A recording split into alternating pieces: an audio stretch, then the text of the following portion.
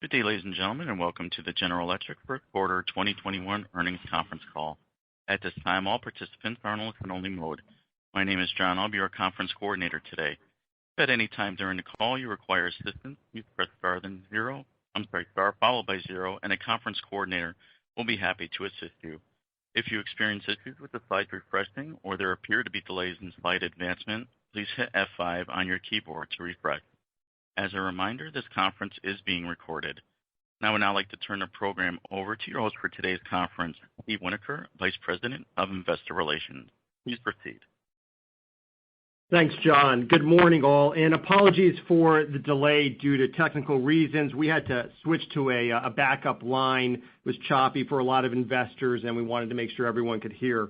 I am joined today for our first quarter 2021 earnings call by our Chairman and CEO, Larry Culp, and CFO, Carolina Dybeck Happe. Before we start, I'd like to remind you that the press release and presentation are available on our website. Note that some of the statements we're making are forward-looking and are based on our best view of the world and our businesses as we see them today. As described in our SEC filings and on our website, those elements can change as the world changes. With that, I'll hand the call over to Larry. Steve, thanks, and good morning, all. Despite continued challenges in aviation and a still difficult comparison to last year, the first quarter marked a solid start, 2021. I'm confident this sets us up well to deliver on our 21 commitments and profitable growth for the long term. Looking at the first quarter numbers on slide 2, orders were down 8% organically, primarily driven by aviation services and power equipment. It was partially offset by continued strength in healthcare and renewables, as well as growth in power services. We're seeing better performance in our shorter cycle service businesses. Ex-aviation service orders were up 6% organically in the quarter. Our backlog stands at $833 billion and remains a strength with approximately 80% geared towards services where we have higher margins. Industrial revenue was down 10% organically. Services continued to be a main focus as they were down 14%. While services may fluctuate quarter to quarter, especially as we've seen during the pandemic, we still expect growth in services this year. Ex-aviation industrial revenue was up 1% organically. Adjusted industrial margin was 5.1%, up 110 basis points organically. Notably, we saw organic expansion year over year, with 3 of our 4 businesses improving as our cost actions 2020 continue to take hold. Adjusted EPS was 3 cents, with the majority of businesses improving, offsetting aviation. Carolina will provide more color shortly. Industrial free cash flow was a negative $845 million. Encouragingly, this was up $1.7 billion ex-biopharma, driven by better earnings and working capital. In all, we're seeing continued progress, especially on margins and cash flow, and we believe these improvements are sustainable. As we look to the second quarter, we expect industrial free cash flow growth of similar magnitude to what we saw this quarter.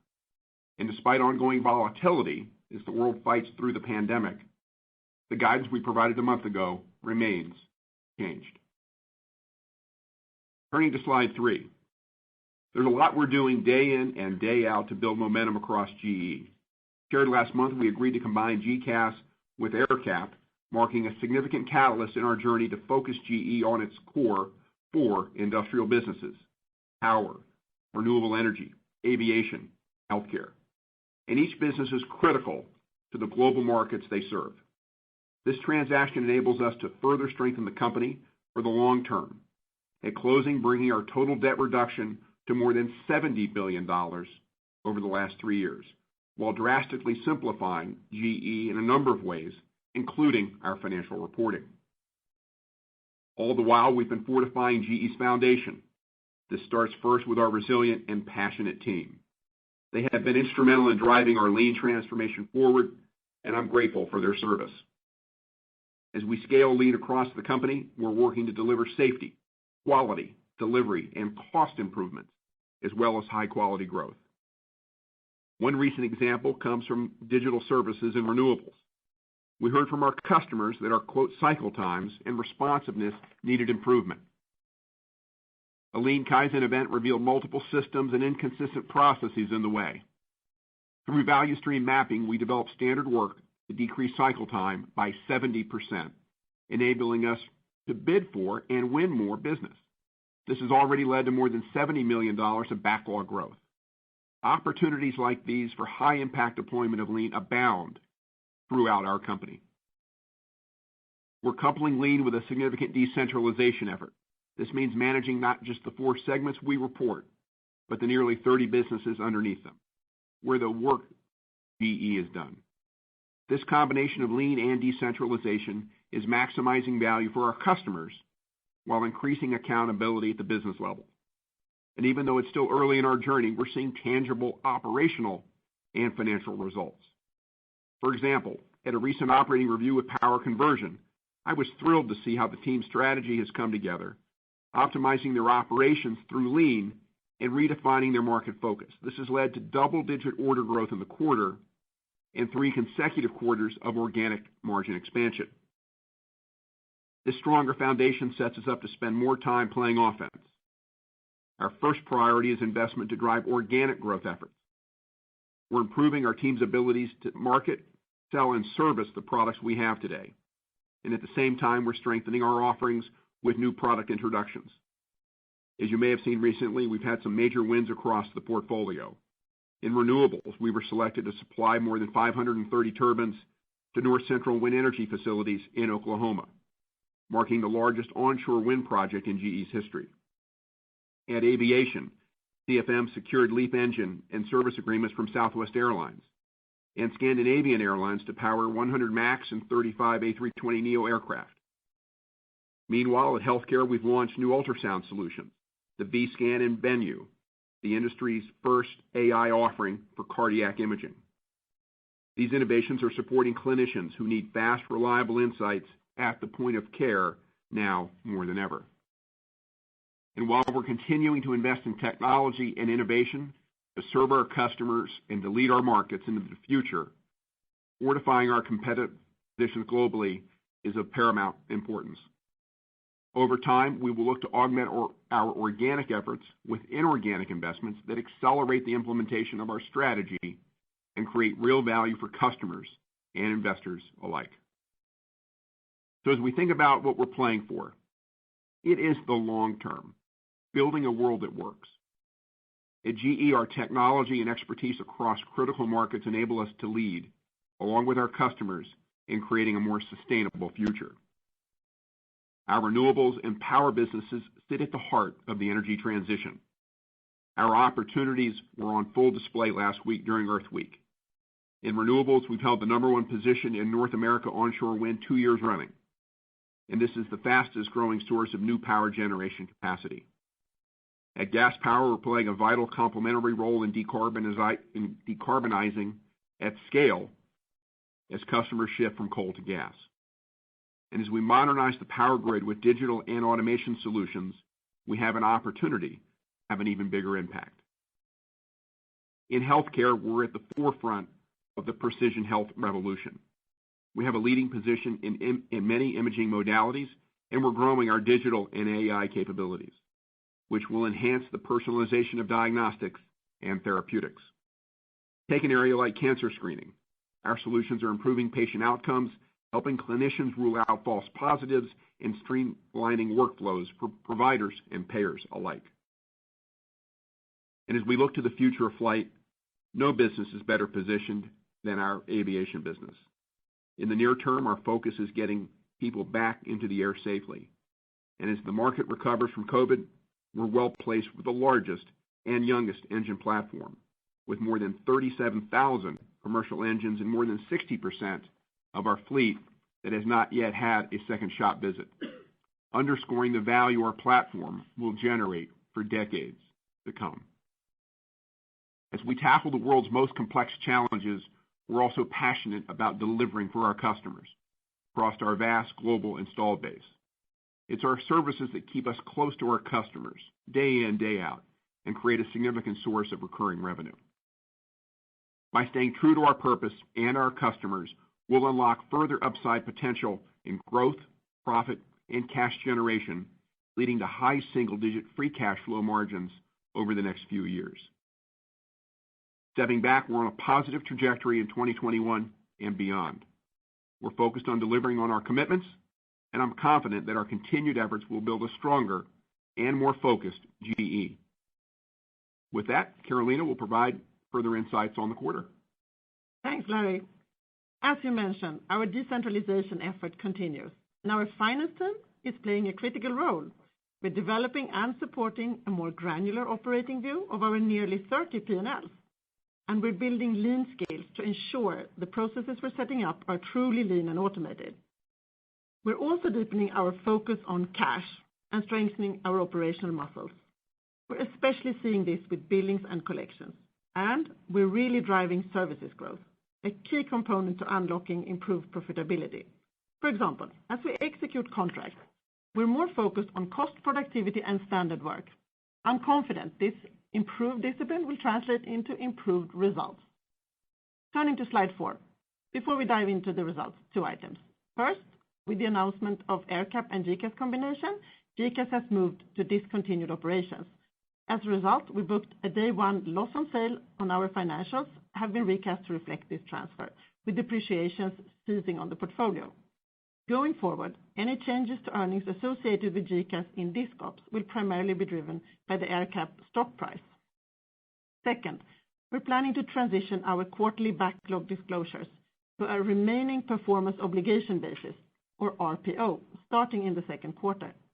This change will simplify and streamline our reporting, further aligning our key metrics to those commonly used across our sector and reducing unnecessary extra work. Now, let me provide some color on the quarter on an organic basis. Looking at the top line, recall that our businesses only partially felt the impact of the pandemic in the first quarter of 2020. Aviation continues to be challenged, managing through market volatility, which has weighed on our overall performance. Industrial revenue was down 10% this quarter, largely driven by services. However, ex-aviation revenue was up 1%. We're focusing on improved services growth across the portfolio. Healthcare equipment and services continue to be a strength. We saw increased demand as global procedure volumes recovered to pre-pandemic levels. While power declined and renewables was roughly flat, these were largely driven by our increased focus on profitable growth. Examples include reducing turnkey scope in gas power, exiting new coal in power portfolio, and increasing project selectivity in renewables. Next, industrial margins expanded 110 basis points, with power, renewables, and healthcare all contributing. Ex-aviation margins expanded 450 basis points. A couple of standouts.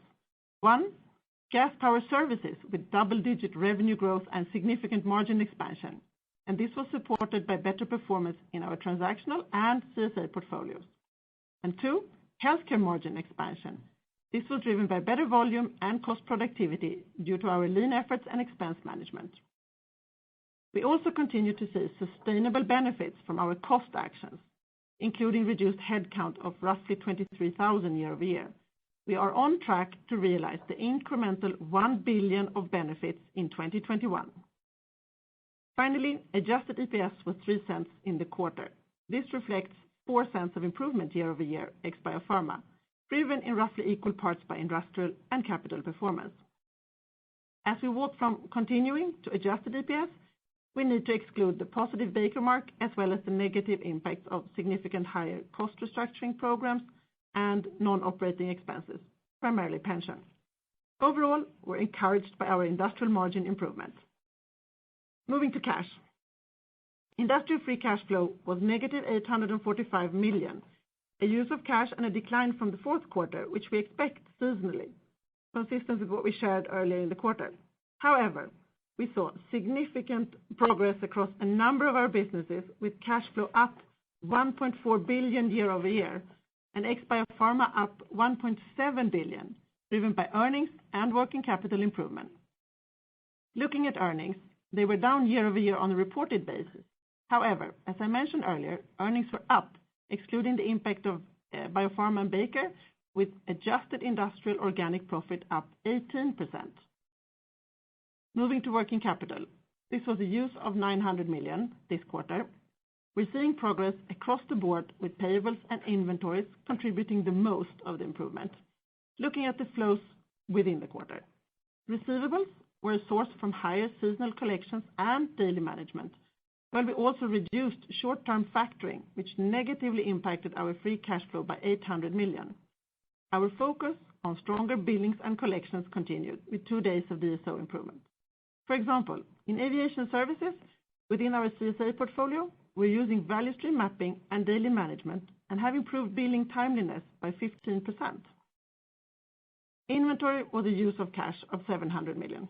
This was largely driven by renewables as expected to support second half volume. Inventory remains a key focus area for all leaders. Take our healthcare business, where we're improving by half a turn year-over-year.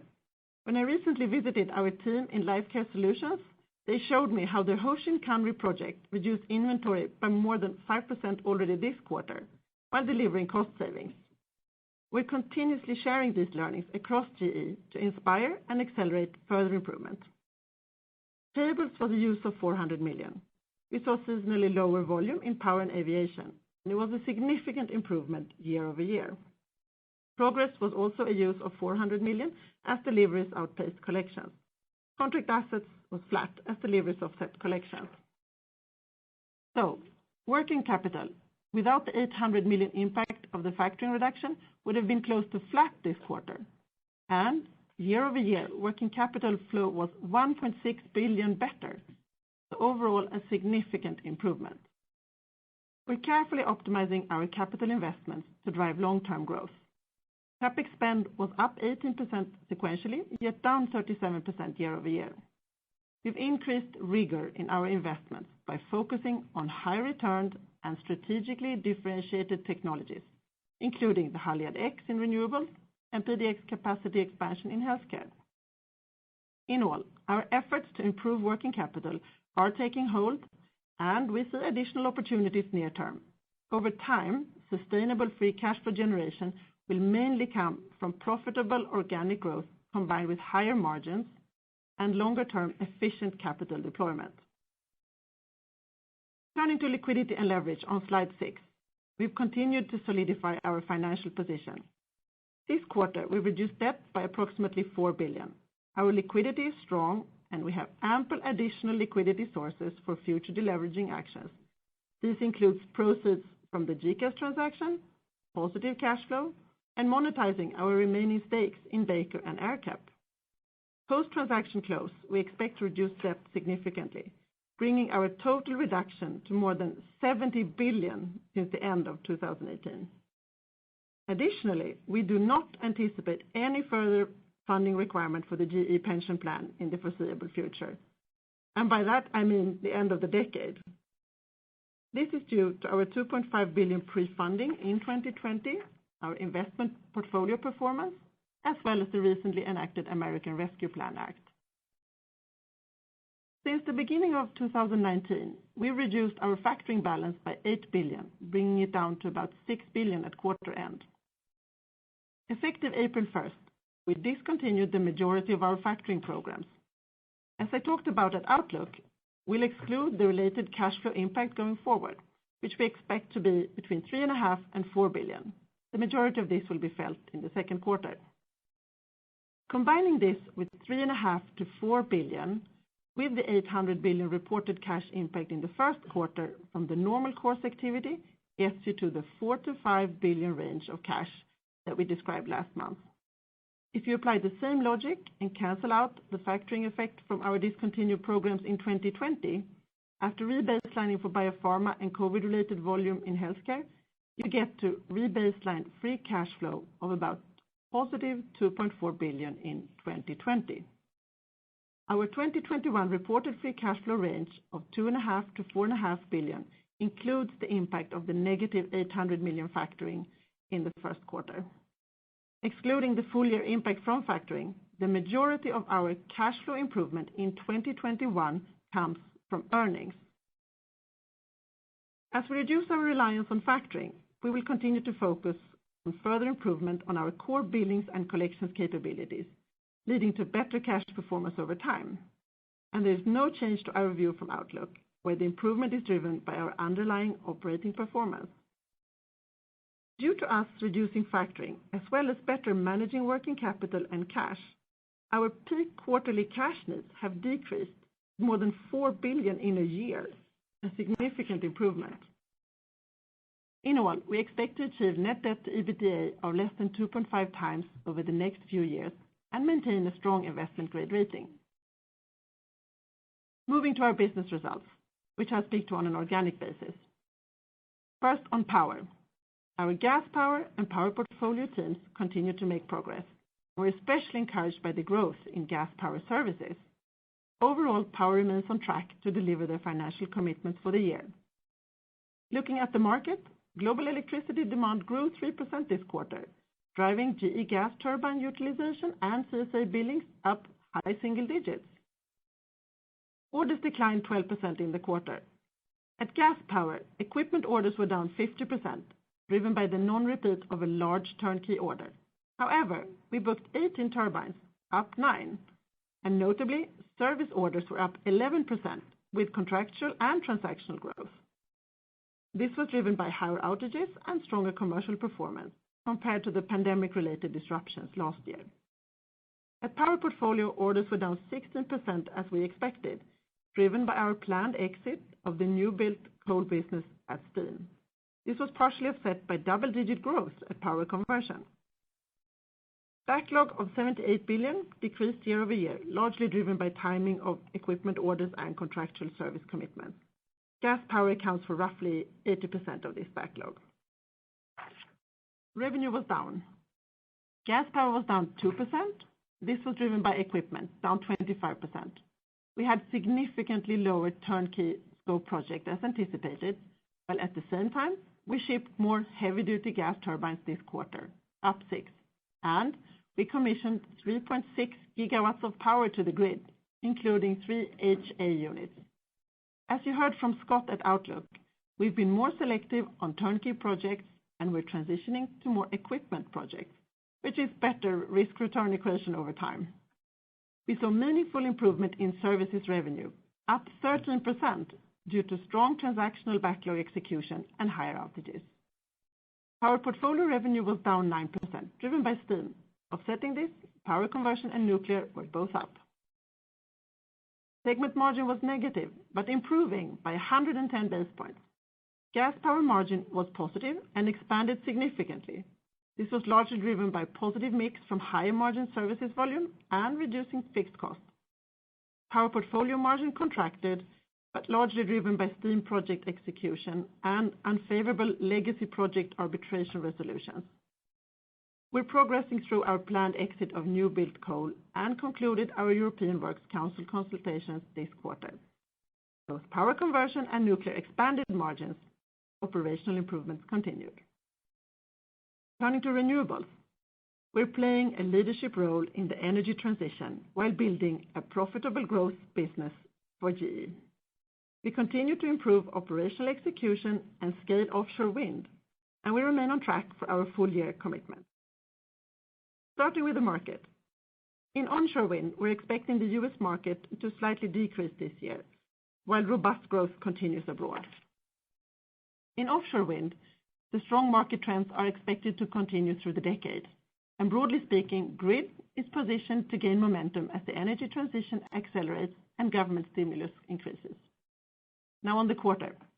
Orders grew double digits in onshore, offshore, and grid solutions, all up. Grid was the biggest driver following a large HVDC system order.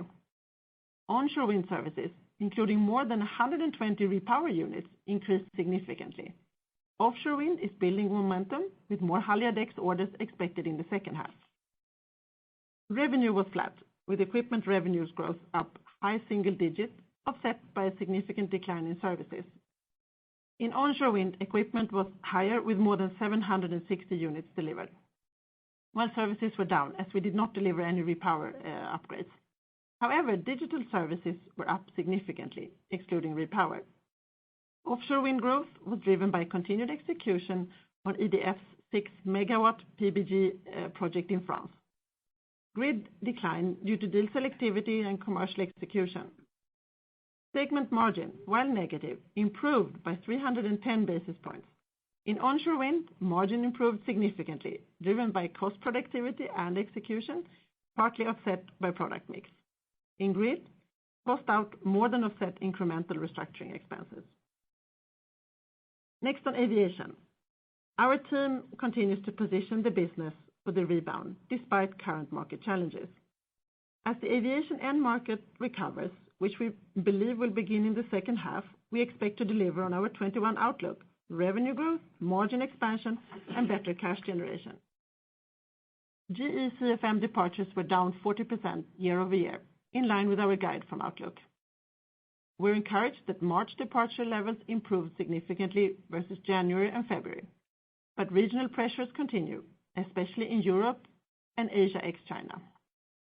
Orders were down more than 25%, with commercial services down more than 40%, but some improvement sequentially, and commercial engines down less than 10%, supported by multiple large orders, including one for 22 GE9X engines. Aviation backlog stands at about $260 billion, down slightly sequentially. The largest drivers were commercial engines and services, with approximately 400 LEAP-1B cancellations. For context, our LEAP unit backlog stands at more than 9,200 engines. The revenue decline was driven by commercial engines, down double digits, and commercial services down 40%. Commercial services saw lower spare parts sales and lower shop visits. Although dynamics varied by engine and region, shop visits were broadly in line with our guided outlook. In military, revenue was flat due to favorable equipment mix, despite 50 lower unit shipments.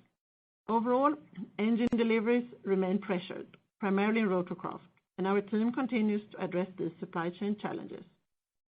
Segment margin contracted to approximately 13%, primarily driven by commercial services. However, decrementals improved to 19%, and margin expanded sequentially as our cost actions continue to take hold. We're on track to realize the incremental $500 million of benefits in 2021. Moving to healthcare, we're excited about the progress we're seeing. The team's strong performance shows how implementing lean and decentralization is driving real results. Overall, market fundamentals are also improving. For the third consecutive quarter, global procedures volumes were up double digits. Demand for non-pandemic products was solid, as government stimulus drove strong order growth in China, India, and Japan. Meanwhile, demand for pandemic-related products began to normalize. We're seeing elective procedures return to pre-pandemic levels, but there's still much for us to do to support our customers. Many are running at reduced capacity and have patients waiting longer than usual for screenings, treatments, and procedures. With that backdrop, healthcare orders continue to improve. Healthcare system orders were up 5% with the equipment and services growth. Imaging and ultrasound improved double digits both year-over-year and compared to the first quarter 2019, and CT grew across all regions, while life care solution orders were down as pandemic-related demand softened. PDX demand continued to recover with orders up 7%, driven by CT screening for cardiac disease and routine oncology and neurology screenings returning to pre-pandemic levels. Healthcare revenue was also up. Healthcare systems up 7% across businesses. Two highlights. Ultrasound demand was high, with growth across most regions and all product lines, and life care solutions grew again this quarter.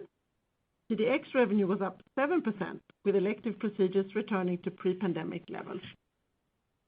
Segment margin expanded an impressive 270 basis points, driven by profitable growth and continued cost reduction, while we still invest for growth, especially in imaging, ultrasound, and LCS. Moving to slide 8. At Capital, adjusted continuing operations generated a net loss, which was half of last year's loss. This was primarily driven by insurance and tax, partially offset by lower EFS gains. At insurance, we continue to see a positive claims trend and strong investments results versus last year when we had pandemic-related marks and impairments as well. GE Capital assets, excluding cash, were down almost $6 billion sequentially, driven by the GCAS transaction and lower factoring. Within discontinued ops, two callouts. So GCAS had a net loss of $2.6 billion, which includes the loss on sale of $2.8 billion from the AerCap transaction, offset by about $200 million of earnings. We see collections progress on previously granted deferrals, and we ended the quarter with 20 aircraft on ground. We may see levels fluctuate throughout 2021 due to the continued market volatility. We've previously noted ongoing litigation related to our run-off Polish mortgage portfolio. This quarter, we recorded charges of approximately $300 million. This is based on the rising number of borrower lawsuits filed and expected to be filed in the future, as well as higher discount rates. We expect upcoming decisions of the European Court of Justice and the Polish Supreme Court to have an impact on the litigation landscape for Polish banks, including our run-off Polish mortgage business. Moving to corporate. We remain focused on leaner processes and decentralization. If I compare the adjusted corporate costs with when I started a year ago, we are down almost 50%. Most notably here are our functional costs and operations, which improved over 40%. And GE Digital is focusing on driving growth and improved profitability with a strong performance from Grid Software this quarter. Taking a step back, Larry and I recognize the positive, sustainable impact that lean will create at GE.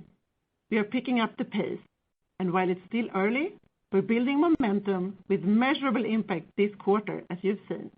This is becoming more visible at corporate as well.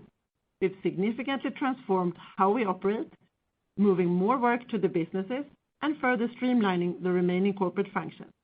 And we have an increased focus on strategy, capital allocation, research, talent, and governance. Now, Larry, back to you. Carolina, thanks. Let's go to slide 9. In summary, this quarter was a solid start to 2021. Thanks to our team, we're making measurable and sustainable progress, and we're set up well to deliver on our 2021 commitments that we shared with you in March. Since joining GE, one of my top priorities has been instilling greater focus throughout the organization. The GCAS transaction announced last month marks an important step forward in making GE a more focused, simpler, and stronger industrial company, one that's even better positioned to serve the needs of our customers and the world with leading technologies and strong service capabilities across our installed base. As we are building a world that works, we're also creating a more sustainable future, leading in the energy transition, driving more integrated and personalized healthcare, and enabling smarter and more efficient flight. I hope the business examples we've shared today help convey the real operational and cultural changes underway at GE. There are many steps, big and small, happening across our company right now that make me excited about the future. We remain focused on growth, profit, and cash generation, and I'm confident in our ability to drive value for the long term. Steve, with that, let's go to questions. Thanks, Larry. And before we open the line, I'd ask everyone in the queue to consider your fellow analysts again and ask just one question so we can get to as many people as possible. John, can you please open the line?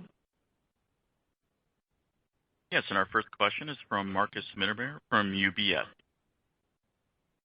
Yeah, hi, good morning, Larry, Carolina, and Steve. Good morning. Good morning. Morning. Maybe I start with a bigger picture question here, Larry. So you talk more and more about playing offense and playing for the long term here.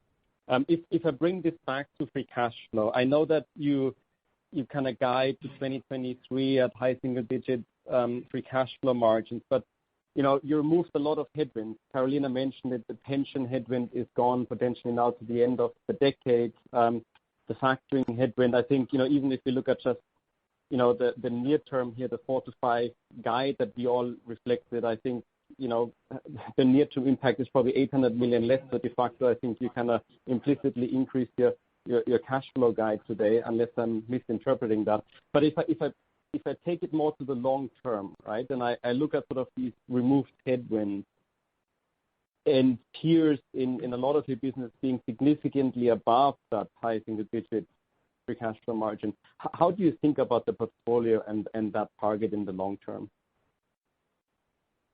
Marcus, a couple of comments there. Let me just level set. I think what we're trying to do today is reiterate that what we said, a month ago or so at the GCAS announcement with respect to our outlook for this year in terms of free cash potential, the 2.5 to 4.5, that's intact, right? So no intention to change that. As Carolina highlighted, we did have $800 million of factoring discontinuation pressure in the first quarter that we're not adjusting for, but we do want to flag it for you because it's akin to what we will adjust for more formally the rest of the year now that we have formally discontinued the factoring program.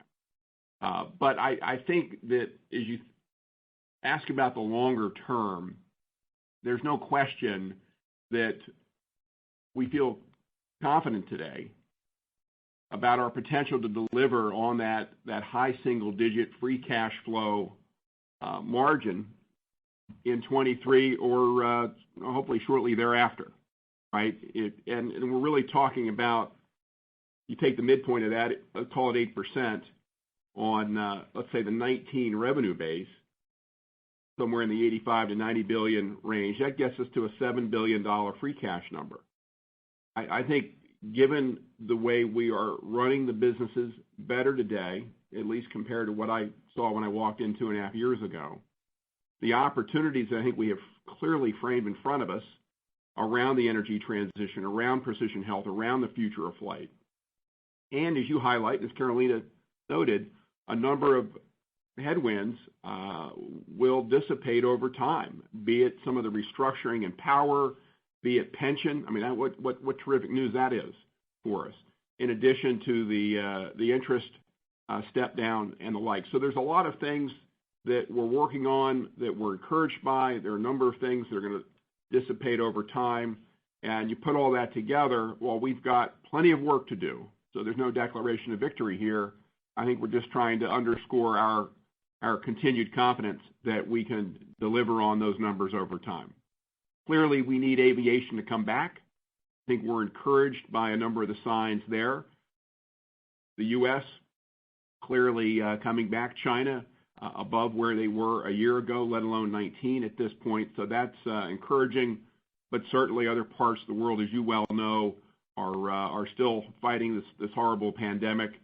That creates a little bit of the volatility that we referred to. But all in, we continue to believe the aviation recovery is more a matter of when, not if. And again, with that 37,000 strong narrow-body fleet out there, the youngest in the industry, we think we're well positioned to serve and to deliver results for our investors as that occurs.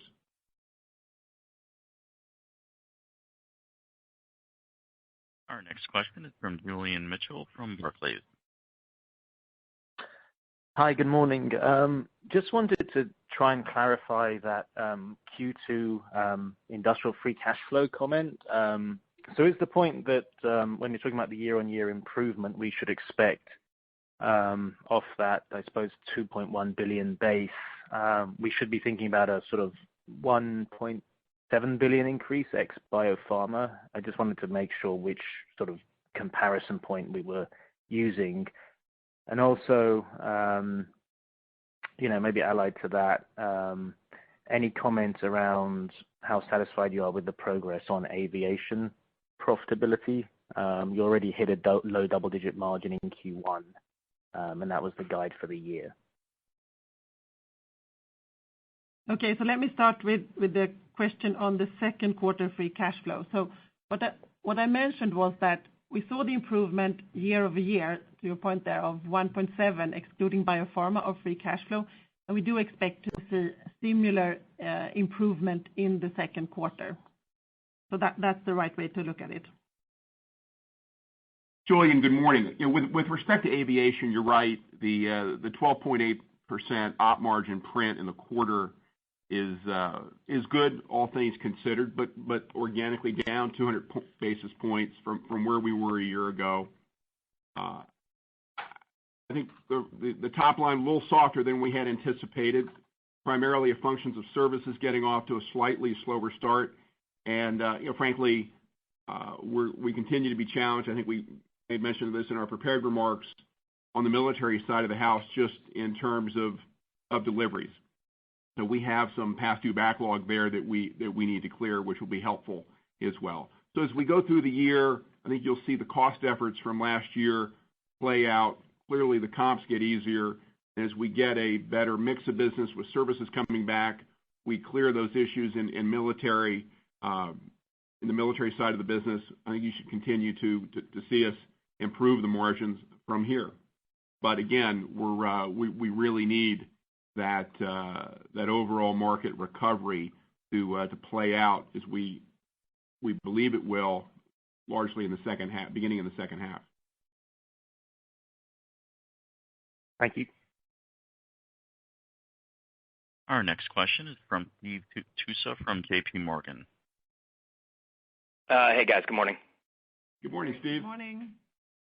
So just to follow up on Julian's question, can you just give us the base of what the factoring headwind actually was last year in the first quarter and the second quarter on an absolute basis? And then for the year, so is the $800 million you did in the first quarter plus the 3.5 to 4 in the second, is that how you get to the 4 to 5? Or is a part of the 4 to 5 still to come after second quarter? It's just it's a bit confusing. I think an 8K with all this would be helpful, but just if you could be specific about the first quarter impact, absolute impact in 20, and the second quarter absolute impact in 20, that we can kind of figure out what the basis is. Morning, Steve. So maybe let us go back to Outlook. So at Outlook, we said that we would basically discontinue the majority of our factoring programs, right? And we talked about that the impact of that would be $4 to 5 billion on our cash flow, right? So what you see is the $800 million of reduction that we have in the first quarter. That's still in our numbers because it's before we technically discontinued, right? So you have that 800, and then we expect 2Q through 4Q to be $3.5 to 4 billion, the majority of that in the second quarter. So if you take that together, you get 4.3 to 4.8 for the full year, and that's then in line with the 4 to 5 that we shared at Outlook. And what is the year-over-year impact of these? Because we're talking about absolute free cash flow impact versus year-over-year impact. Sometimes, I don't know, people talk about the impact being year-over-year versus absolute. What is kind of the year-over-year impact? Yeah, exactly. And that's also why when we're talking about it, we talked about the impact in 2021, but that's also why we're helping you to re-baseline 2020, reduced sort of from the factoring noise. And if you do that, we talked at Outlook about 2020 starting with $600 million. You rebase that we talked about the COVID, and we talked about biopharma to zero. If you then take out the equivalent, you get a positive free cash flow of $2.4 billion for 2020. And your question specifically on the first quarter, in the first quarter in 2021, you obviously have the headwind of 800 that you saw in our numbers here that you then mentally adjust for. And then the equivalent of last year's reduction of those programs is about $1 billion, right? So if you do the comparison there, those are the numbers for the first quarter. Our next question is from Andrew Obin from Bank of America. Yes, and just not to talk too much about factoring, but 1.7 billion improvement you expect in industrial free cash flow in second quarter. So just can you walk us through how much of it is factoring drag going away, and how much of the year-over-year improvement is earnings driven versus other working capital improvement? And if you could just give us directionally color by segment as to what drives the year-over-year improvement, that would be great as well. Thank you. Hi, Andrew. So if we start with the improvement for second quarter, what we're saying is that we expect the improvement to be roughly in line to the improvement that you saw in the first quarter, and that's on the reported on the reported basis, right? When it comes to the composition of that, we expect a healthy part of that to be profit improvement, but also working capital improvement. Our next question is from Jeffrey Sprague from Vertical Research Partners. Thank you. Good morning. Morning, Jeff. Good morning, all. Let me just kind of join the free cash flow question party here. I guess my question would be, with the type of visibility that you have on Q2 at this point, the year range actually feels kind of wide now, right? Certainly looking at kind of historical patterns. Maybe just a little color on what the big variances are in the back half, right? I know you're going to have 787 ADAs and progress payments moving around. Like what are the really big kind of swing factors or cushion items that maybe define the lower end of that range for the year? Jeff, let me take that here at the outset. I'm not sure I would buy into your premise that we've got the visibility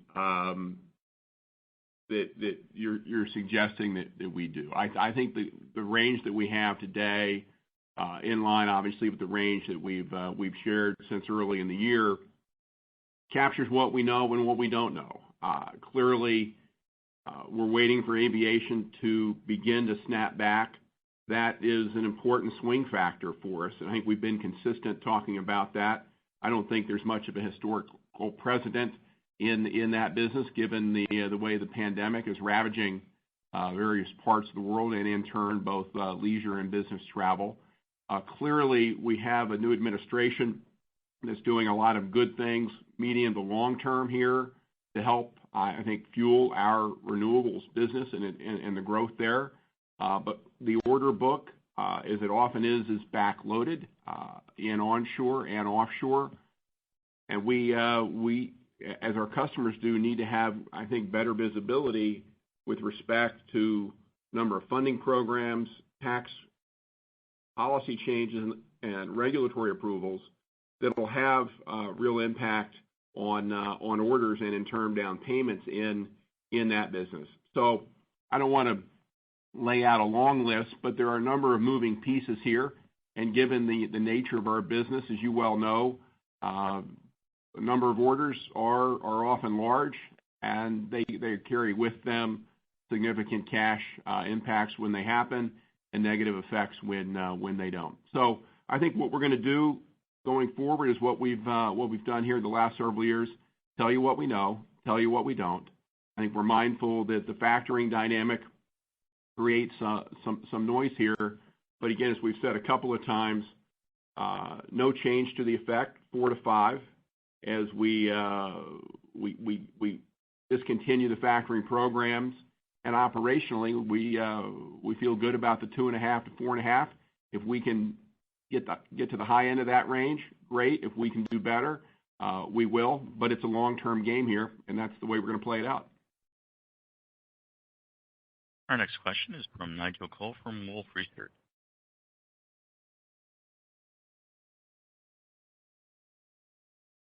Nigel, your line is open.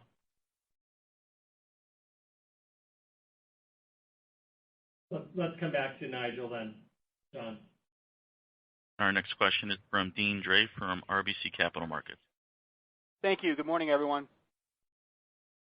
Morning, Deane. Hey, there's a lot of angst right now across the industrials about cost inflation, supply chain disruptions. I did see in the appendix on the military aviation cited some supply chain pressures. But just broadly, where are the pinch points?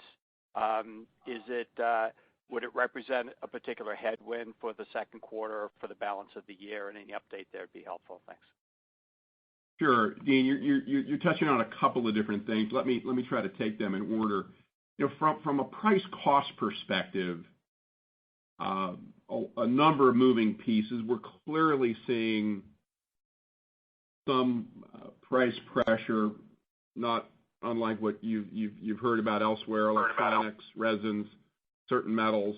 But I think we've also been able to mitigate that in the first quarter to effectively a wash.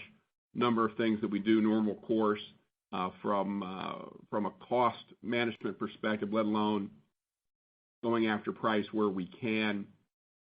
I think where we're seeing supply issues particularly are in and around where we're seeing a little bit better growth, interestingly enough, not surprisingly. Healthcare probably being number one, renewables being the other. And again, chips, resins, and the like. I think right now it's more isolated. Call it a nuisance would be maybe an understatement, but I think we're working through that and presumably have that captured in the guide that we're reiterating today. With respect to military, that's a little bit of a different challenge, right? That's not a price cost play. That's not a supply chain disruption issue given the snapback. There are a number of things that we need to do a better job of inside of our own facilities.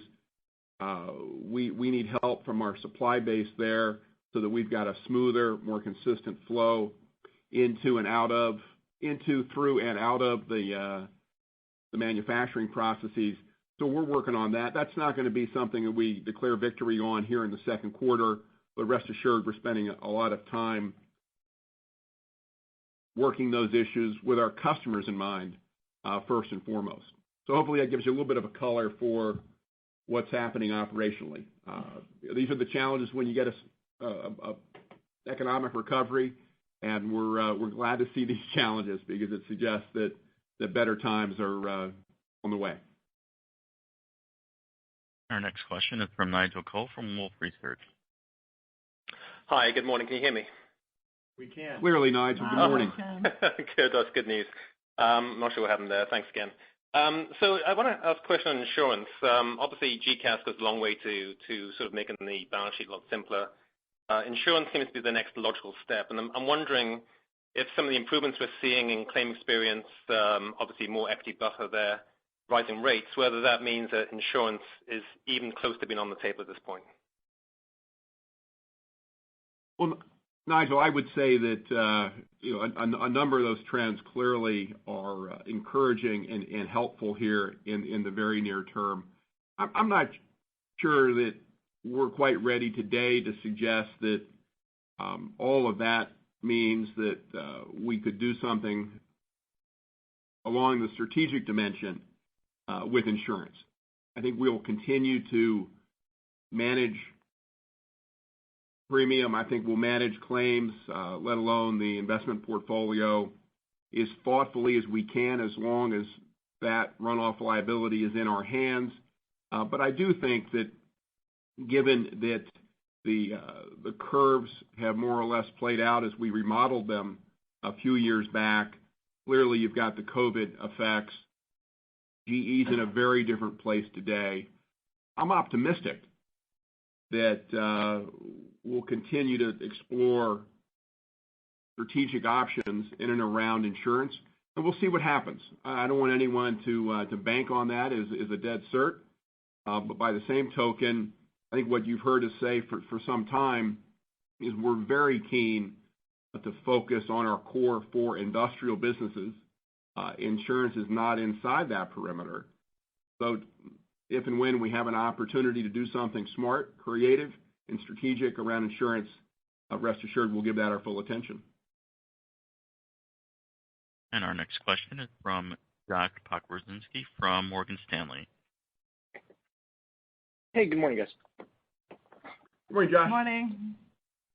Just, Larry, I'm going back to a comment I think you made on Outlook about shop visits in aviation and maybe not using that as a single point metric, that scope is also an important factor.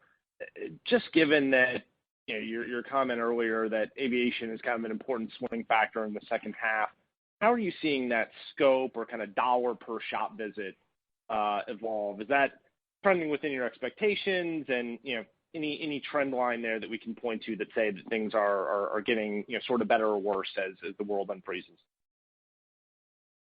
Well, I think the expectation, Josh, is that things will get better in terms of not only, if you will, volume of shop visits, but scope or the value of a shop visit. That said, there are different types of shop visits, right? Some of which we perform, some of which we don't. I think we've got better visibility clearly when we're doing all the work. I think that is playing out as we would have anticipated. You well know a number of cross currents and pressures there in the short term as airlines battle COVID. We've got less visibility on the channel side of things, and I think we clearly see signs that over the last several quarters, a number of our partners have brought inventory levels down. That doesn't necessarily mean a scope reduction on the part of the shop visit being performed, but it does have a knock-on effect relative to the value for us in the very near term. But like any distribution or third-party related business I've ever seen, you see those behaviors in the downturn, and then you get a lift off that base, and that is part of what I think we will see. That's part of what we are assuming we will see as we see the snapback in shop visits going forward. But that all needs to play out. Again, a number of encouraging signs in certain markets, the U.S. and China first amongst them, but clearly some signs in places like India, like the rest of Asia Pac, parts of Europe, that are of concern and need to stabilize before they improve. Our next question comes from Andy Kaplowitz from Citigroup. Good morning, guys. Good morning, Andy. Good morning, Andy. Larry, could you give us a little more color into how you're thinking about execution in healthcare? I know you said in your outlook call that you're only going to increase healthcare margin for the year by 25 to 75 basis points, but as you said, it's up 270 basis points organically. So did you, for instance, not increase R&D yet as much as you thought? Are you seeing just better mix? And I know it's early. Maybe you're a bit worried about supply chain, but could that margin forecast that you have in healthcare end up being quite conservative? Andy, I would say that credit to the team. We have really 3 quarters here running where despite a choppy, somewhat unpredictable top line given the pandemic, they've done a heck of a job on margins in cash, right? And I just think that is a function of a lot of the lean work we've talked about. That's probably our operating segment where we have pushed decentralization the furthest to date. And I do think we're seeing some early results there. There's no question that they've gotten off to a good start, right? Orders up 5%. Let's remember, though, it's a bit of a Dickens dynamic, right? 2 cities, pandemic-related products, well off where we were a year ago, but the core imaging and ultrasound franchises from an orders perspective are up over 20% year on year in the first quarter. So that gives you a little bit of a sense of the play there, and that's really where precision health happens. With due respect, it's not ventilators and patient monitors. They have a role to play, but it really is in and around CT, ultrasound, and the core imaging products. I think as we go forward, while we're encouraged by the 270 bips, if we are getting a market snapback more than we would have anticipated, and if we see that being sustainable, in addition to the operating improvements we're going to make, I think what you'll see us do, Andy, is frankly try to temper the margin expansion this year and look to put more money back into the business. In no way does that suggest we have not been funding those opportunities that we have wanted to, but you have to follow really the history of the last couple of years, right? We were prepping for an IPO. We pulled that off. Sold biopharma. That's a distraction. Getting back to basics headlong into a pandemic.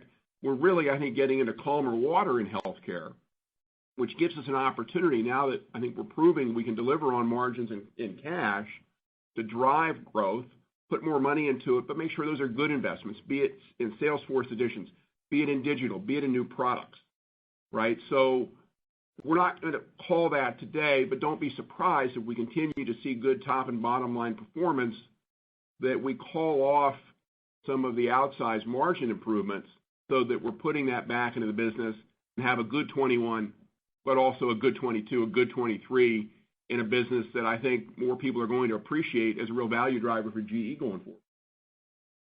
John, we're late at this point. Why don't we take one last question, and then we'll call it and follow up with everybody else offline. And we have it from Scott Davis from Melius Research. Hey, good morning, everybody. Thanks for fitting me in. Get it? Morning, Scott. Morning, Scott.